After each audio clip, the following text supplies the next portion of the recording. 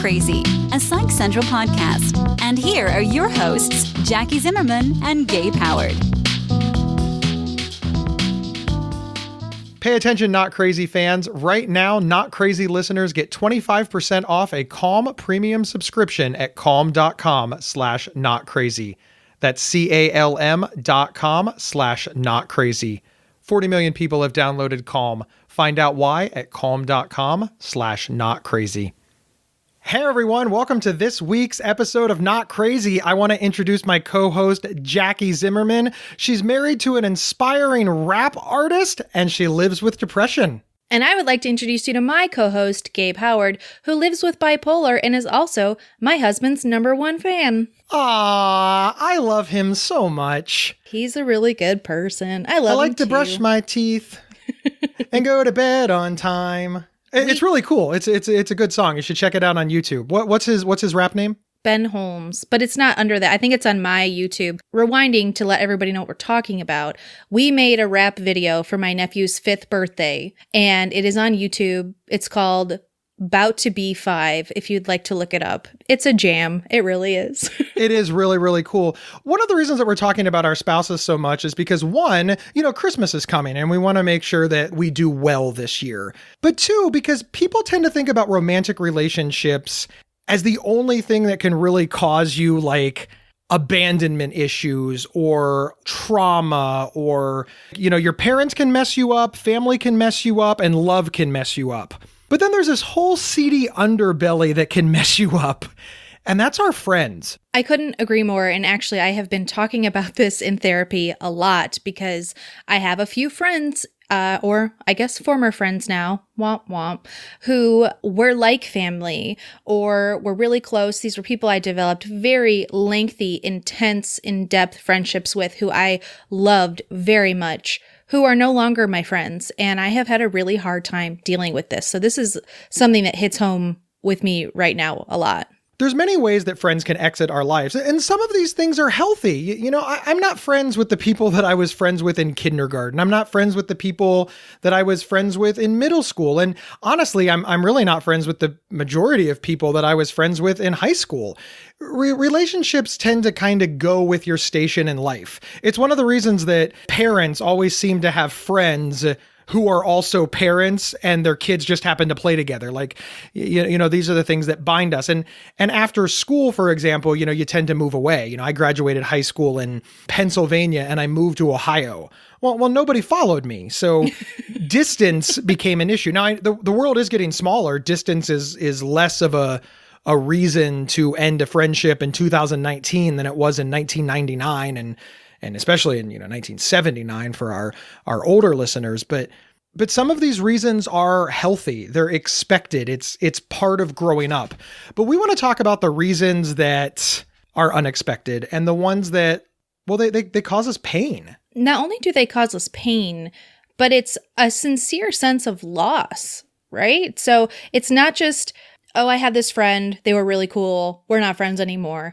It's like a void in your life of this person that you had. And it almost parallels a romantic relationship in terms of the role that they played in your life, like how big the role was. Maybe you called them every day on your way home from work, things like that, where people play this role in your life. And then when they're not there anymore, it's very clear that they're not there. There's a very clear hole there. And not only do you miss them, but then it turns into the abandonment part, which for me is always, what did I do wrong? How is this my fault? They left because I did something.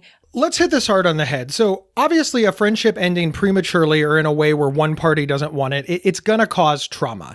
And some of that trauma can be worked out just in grief. You're grieving the loss of your friend. That's not what this show is about. So fuck that. Forget it. Move it to the side. When that happens too much, that's the abandonment issue that we're talking about, right? Because you visit that sensation onto other people. See, grief is very localized. You're grieving the loss of Bob, whereas an abandonment issue is widespread. You're grieving the loss of Bob on John. You're grieving the loss of Bob onto Jane. All of these other people are starting to see the effects of what you and Bob went through. It lingers. Our show is about lived experience, and Jackie and I are going to tell you what we went through and how we handled it and share with you. But just to let you know exactly what we're talking about from the medical establishment, the definition of an abandonment issue is... Before I give you the definition that I have right now, I want to put it out there that there are a boatload of different definitions about abandonment. There's also different kinds of abandonment. There's emotional abandonment. There's physical abandonment. The definition that I'm going to read right now says that abandonment fear often stems from childhood loss. This loss could also be related to a traumatic event, such as the loss of a parent through death or divorce. It can also come from not getting enough physical or emotional care. But to be clear, although a lot of abandonment issues are thought to stem from childhood issues, it's not always the case. You can have abandonment issues that were started late in life, and the catalyst could be something that happened well past your childhood years. If you want more details on abandonment and how it works and where it starts and the different kinds, I would recommend checking out psychcentral.com. They're a lot more eloquent and also factual than I am. I always love it when you give a plug to psychcentral.com because it makes the people that support the podcast extraordinarily happy. Thank you, Jackie. Also, they're smarter than I am. So I mean, that's definitely worth going there for. Jackie has a compelling story of losing not one, but two friends to her abandonment issues. Oh, this is so sad already. On the Not Crazy Lifetime movie, Jackie Zimmerman, A Woman Lost. Without going into excessive detail, as an adult, I have had two very close friends who were long-term friends from high school. I am no longer really friends with either of them.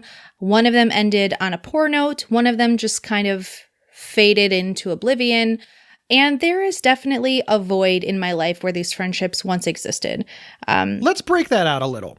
Yep. Let's talk about the friendship that just sort of faded out. Because when I hear the friendship just kind of faded out, the thing that I think of is that natural causes thing. You moved away, you went in different directions in life. Maybe they got married and had children, whereas you stayed single, and that just sort of made you grow apart. But for you, it's more than that, right? Even though there didn't seem to be like a big blow up and fight and I'm not your friend anymore, you still see this growing apart as problematic or impactful or traumatic. The root of that friendship's fizzling was one conversation. I remember it in detail. I know that is exactly the moment when it started, and it was when I was questioning a relationship that she was in. It didn't go well, we'll just say that, and we stopped talking after that, and we tried for years to kind of rekindle this friendship and start over, and actually all these terms that you use in a romantic relationship, right? Like, let's start over, let's try again, give it another shot, go back to how it used to be. All of those sort of well-intentioned things that can literally never happen. Once a trauma happens in any kind of relationship, I am a firm believer that you can't just go back. You can't just pretend like it never happened. So we spent years trying to fix it, trying to rekindle it, trying to change it and make our friendship grow with us because we were changing as well. And it just didn't happen. And over time, we checked in less and hung out less and saw each other less. And it just kind of faded off because I think we both really wanted the friendship we had. And we know that it will never be that way ever again. Do you think that the two of you would still be friends if you never questioned her romantic relationship as her friend? Well, as it turns out, I have put some thought into this. The reality is probably not. I think we would not have fallen apart so long ago as we did had I not questioned that relationship. But she's still with this person, and that alone would have driven a wedge through us because I don't think that it was necessarily a good person at the right time. But also, stepping back from that friendship now, I've had a chance to assess it and look at us as individuals and what we brought into each other's lives. And I'm not convinced that it was anything that is irreplaceable, as awful as that sounds, right? And if she happens to be listening to this, and I already feel guilt for what she's gonna feel about saying all these things, but I've looked at who she is as a person and who I am as a person, and I think we have different values now that we're older and things have changed. And I think we would still be acquaintances. I don't think we would ever be besties again. It's an interesting thing that you said there, because you said that you think that the friendship would have just grown apart naturally on its own. But if you didn't bring up that conversation about her love interest, then you wouldn't feel guilt. So even though you would have ended up in the exact same place, you wouldn't have anything to blame yourself for. You would have felt like the growing apart was equal. So you're going back to one moment in time and saying, aha, this is my fault. But now in retrospect, you're also saying, hey, I think the die was cast. I think that we were growing apart as we reached our 30s, and that's just something that just happens naturally anyway. So that's very interesting to me, because on one hand, you're acknowledging that the relationship was already growing apart. But on the other hand, you're also acknowledging that you blew it up, you're a bad person, and it's all your fault. Correct. Those two things don't coexist. They don't. So why are you blaming yourself? Because in this version of the history, which is what happened, I was the catalyst for an explosive conversation/argument that we had. And I can't undo that. And even though I didn't try to undo it, but I tried to clarify it, or I tried to assuage it a bit when she and I talked after that, the damage had already been done. So if you look at it from this perspective, this was, in essence, in a dramatic way, my fault. I was the catalyst. It was never the same because of me. Even if we were headed down a path where maybe we weren't going to be as close, that sting is a lot less than I'm the reason we don't talk anymore. Let's flip the script entirely, Jackie. Everything happened exactly how you said it, but you were just being honest. You were looking out for your friend. You saw a concern and you voiced it, and she did not respect your opinion. She just ignored you entirely, didn't thank you for your concern, just didn't even care about you at all, and just abandoned you and ran off. Why isn't that the truth? Why didn't she cause the crisis of breaking up the relationship for not respecting your honesty? Because after all, you were just being honest with your friend. Isn't that what friendship is based on? Honesty and good communication? This version is something that I have thought about too. And when I was really angry and really mad at her for how our friendship had fallen apart, this is the version that I told myself was, it's all her fault. She really fucked up here. I'm such a good friend. I am such a good friend. Like, what is she thinking? But that version, the anger, goes away when the hurt creeps in, because the root of anger a lot of times is fear or sadness or something like that. And in this situation, it's much easier to be angry at her. I would love to be angry at her, because then I think I would feel better. Maybe I would, but I'm not angry at her. And instead, I'm just really, really sad about it. We'll be right back after we hear from our sponsors. Interested in learning about psychology and mental health from experts in the field? Give a listen to the Psych Central Podcast, hosted by Gabe Howard. Visit psychcentral.com/show or subscribe to the Psych Central Podcast on your favorite podcast player. Hey, Not Crazy fans, this is one of your hosts, Gabe Howard. Are you struggling to sleep these days?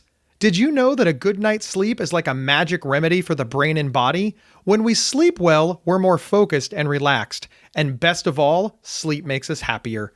And that's why we're partnering with Calm, the #1 app for sleep. If you want to seize the day and sleep the night, you can with the help of Calm. Right now, Not Crazy listeners get 25% off a Calm premium subscription at calm.com/notcrazy. That's CALM.com/notcrazy. 40 million people have downloaded Calm. Find out why at calm.com/notcrazy.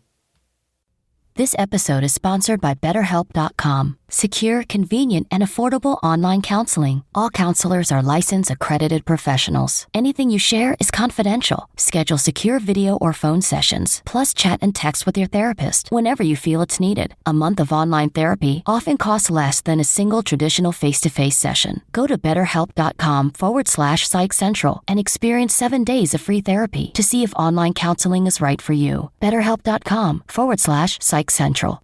We would never abandon you. We're back talking about abandonment issues. Do you think that for you, that hurt is a more prevalent and stronger emotion than anger? And that's why the hurt has risen to the top and the anger is sort of diminished? Yes.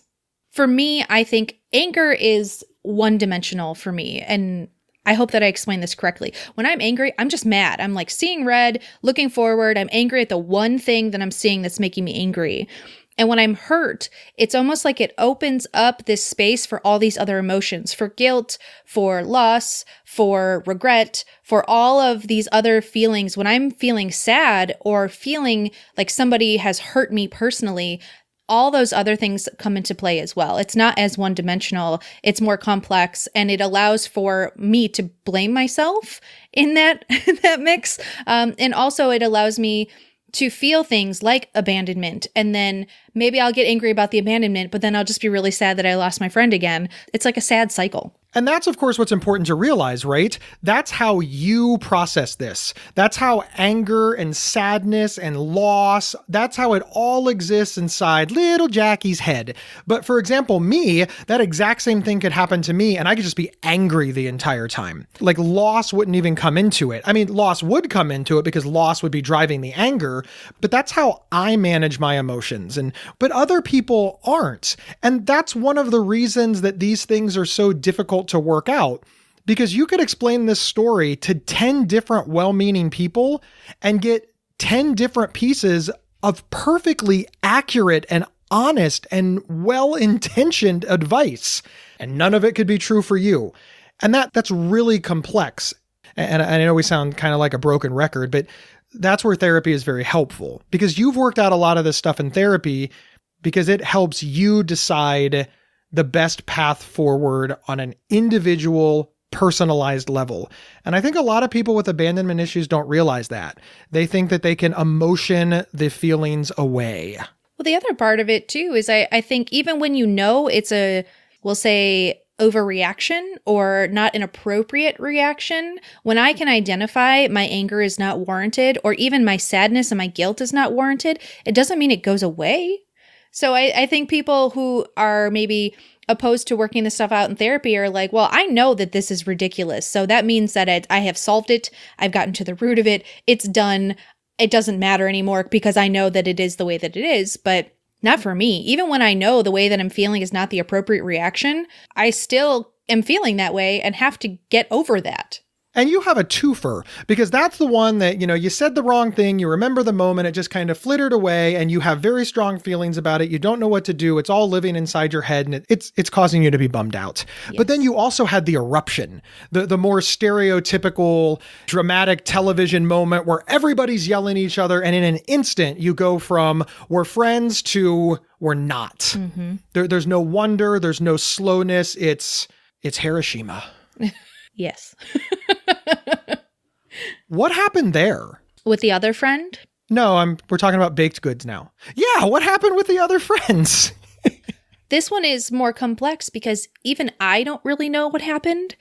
And that's part of why it hurts so much and why there's such a void there. And it's also a major part of why I blame myself so much, because it's much easier to tell myself a narrative of what I did wrong, or to rethink my steps, or to think about how I could have handled it differently or what I could have said differently, because I don't know the reason why we are no longer friends anymore. There was a catalyst that I'm not interested in talking about, but it wasn't a clear catalyst. It wasn't like after that, she was like, go fuck yourself. And I was like, you go fuck yourself. And then we never spoke again. It was something that felt on the outside of our relationship that affected our friendship in a way that I never dreamed was possible. I never dreamed that we would not be friends at the end of what happened. Do you think that there was ever a point where it was fixable? Because, to my Hiroshima joke, you're kind of saying that never happened. Nobody dropped a bomb on your friendship, mm-hmm. but there was a moment. And I know it's difficult, to protect the privacy of the people we are. That's, part of public sharing is to remember that we can only share our side of the story and we can't necessarily share the side of others because we have to protect their privacy. But as best as you can, what was that moment? Were you in person? Was there yelling? Was there screaming? Did somebody say, lose my number and never call me again? And you did. I mean, how did you know that it was over? It was an email, which feels like the ultimate breakup move, right? Right. Send somebody an email or text that says we're no longer together. At the end of this event, we'll say that was pretty toxic. I thought, at no point did I ever think our friendship wasn't fixable. We had been friends for almost 20 years at that point. We had been through all of my sickness. She supported all of that. She supported the death of my father. She was family. My family considered her family. We were family. So I never dreamed that we couldn't fix it, because you can almost always fix something with family, even when it gets really bad. And she sent me an email that basically was like, I'm about to go through a massive life-changing thing. She was pregnant at the time, and I don't have time to handle this. I don't have the capacity right now to handle all of this, which I respected. So I will talk to you maybe after my baby is born. And that was 2.5 years ago, and I haven't heard from her. So the email that I got from her basically stating that was so unexpected, because it was the first time she'd ever said, no, I don't want to be around you. I don't want to talk to you. I don't want anything to do with you right now, but maybe in the future I will. And now that we are in the future, I have still not heard from her. And that's probably the hardest part. That's the part that kind of breaks my heart. Oh, I'm crying. I'm crying because it's still a very real pain. Like, I miss her a lot, but there's also a lot of anger there now because it's been so long. There was the opportunity for her to reach out, to help maybe rectify this, or even to tell me this is never going to get better, but here's some closure. Not that she owes me closure. Second guessing, right? She owes me this. She doesn't owe me this. I feel guilt. I shouldn't feel guilt. All of the things where I do feel heavily abandoned by her. And I'm sure her version of what happened is very different. And I would love to know her version. I'm not sure I have the right to know her version, because whatever she's feeling is probably just as much hurt as I'm feeling. The worst part is that I don't have a chance to rectify it because I don't know what happened. Let's hang on to something that you said for a moment. You said that you know that her version would be much different, and that you don't know what her version of events are, and that you don't believe that you have any right to know it. I think that's a very interesting statement, because so many people are trapped in this cycle where they're constantly telling themselves, if I only knew what happened, I could get better. And the reality is that's not a lock. You can know what happened from another person's perspective, and it can become much worse. Now, it is true, it can also become much better, but forget about both of those things. The thing that I want to make sure that people understand is there's a path forward without ever talking to the other person. And so many people believe when we talk about these traumas that involve our friends, and when we feel abandoned by people, we believe so strongly that our only path forward is hand in hand with that other person. Nothing could be further from the truth. There is a path forward for you and you alone, because ultimately they're your emotions, they're your feelings, and whatever the other person is thinking, feeling, or doing has little to do with you. And it's a bit egotistical to think that what they're feeling and doing and thinking has something to do with you anyway. If you think about it that way, you have to be in control of your own emotions. You have to be able to move forward, and you can't expect somebody else to fix you. And that's kind of what that sounds like to me when people say that. Well, as soon as they explain it to me, I'll be fine. Really? So you owe your happiness to an outside source? That doesn't sound right to me. You've already gotten there. Can you tell us how? Do you mean that I am moving forward basically knowing that I'm never going to talk to her about what happened? I mean, you've accepted that you can get better without her involvement, that you can move forward without her involvement, that there is life ahead that is emotionally and positively fulfilling that you don't need her to unlock or achieve. Well, part of it is what you said, where I know that if I talk to her, and let's say the way that she remembers this, I am horrible. I did awful things to her, and she remembers it in a way that I don't. That's not going to help me heal from this at all. That's probably actually going to make it worse. And I'm not saying I don't want to hear it just so I can continue to feel better about myself, but her version of the story very likely will not help me get through this. Even though I really want to think that it will, in reality, it's probably not going to. The other part of this is that I have accepted that I probably will not completely heal from this. This is a devastating loss. And I talk about this a lot in therapy. Another plug for therapy, because it feels like she died. That's the loss. It feels heavy like she died, but she didn't.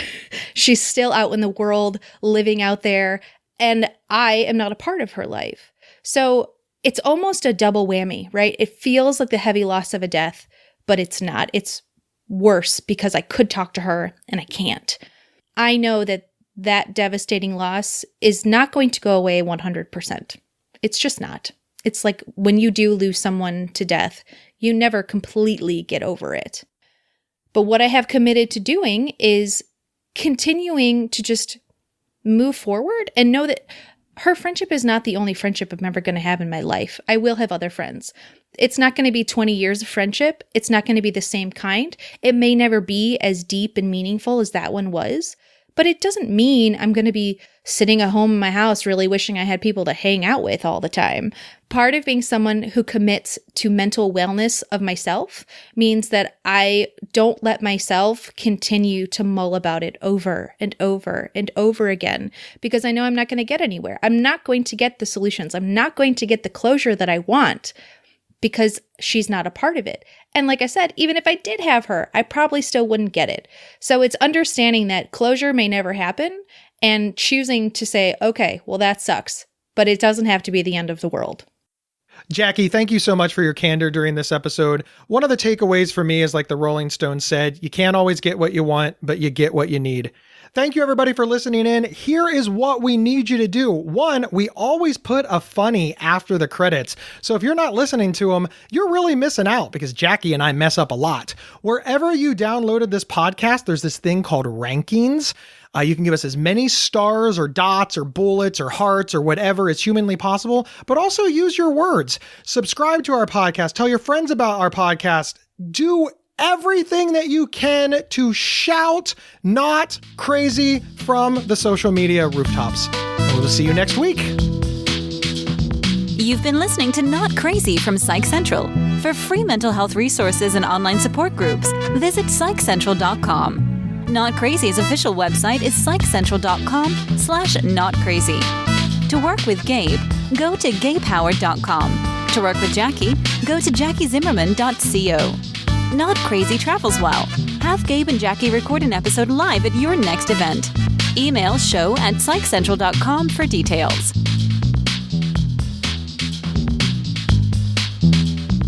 You were really honest with us. And I think the takeaway is really like the Rolling Stones said, you don't always get what you want, but you get what you need. Hey, everybody, here is what we need you to do. Was that good? Yeah. Was that really bad? Yeah, it works. Okay, good. Okay, now I'll go into you can't always get what you want. So I guess get the lyric correct. That's true. Okay, hang on. I'll do it again. Jackie, I for one appreciate you opening up on this show. And I think that it's like Mick Jagger of the... Oh, nope, fucked it up. Did you see I've got a dog in my... Like, that's what did it. Like, I was doing just fine until a nose touched me. He just creeped in from the side of the screen. How did... I'm sitting up. How did he get up here? Hi. Come here, baby. See, you're like on a bed. I see how the dogs get to you. He's in a... Look at this. He's resourceful. He found a fucking chair and climbed up it. Also, I'm on a couch. I'm a professional. I record things not in bed. Hello. Whatever. Couch lady. I scheduled an oil change at the dealership, and they have emailed me 4 times to confirm since last night. I just wanted to tell you that also. All right, here we go. Okay, here we go. All right, Peppy, chill.